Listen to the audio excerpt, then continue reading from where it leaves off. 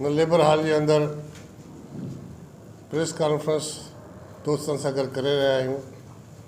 हिन press conference जो मक़सदु इहो आहे त मुल्क जे अंदरि जेका बेरोज़गारी आहे, जेका अनएम्प्लॉयमेंट चइबो आहे, ऐं जेका महांगाई आहे या जेके महिनतकश तबिके सां ज़्यादती नाइंसाफ़ी आहे जंहिंजी का हद कान्हे।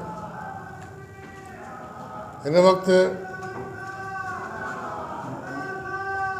मुल्क में फ़ैसिलो कयो वियो आहे त पावर सेक्टर जे अंदरि जेके डिस्ट्रीब्यूशन कंपनियूं आहिनि तिनखे प्राइवेटाइज़ कयो वञे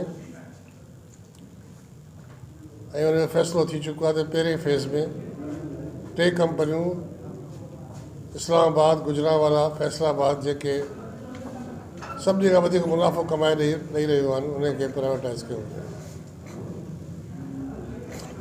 उन सां गॾु जेके पावर प्लांट्स आहिनि, जेके सरकारी पावर प्लांट्स,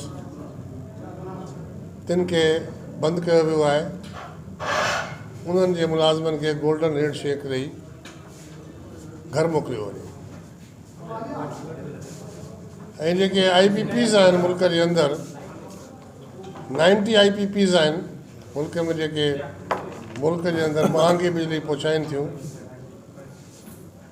उनजी न वठूं त 60% जेको आहे सो जुर्मानो हर यूनिट ते हर महीने ॾियणो पए थो।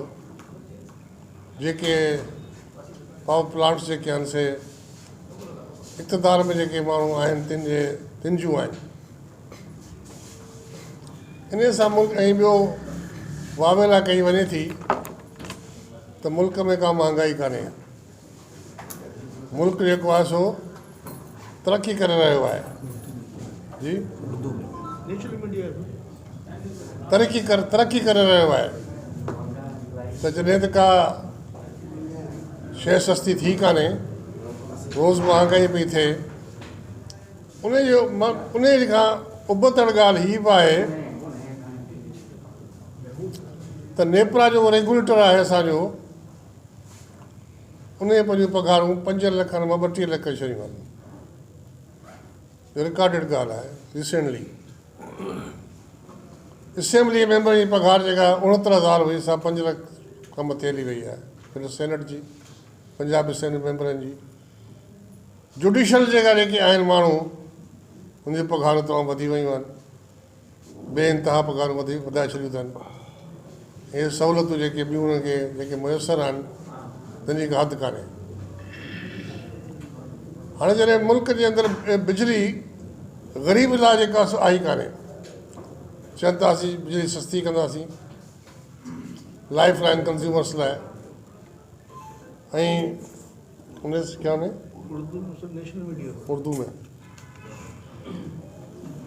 ये कहते हैं कि For more news and updates, keep watching BTV News First Ultra HD web channel.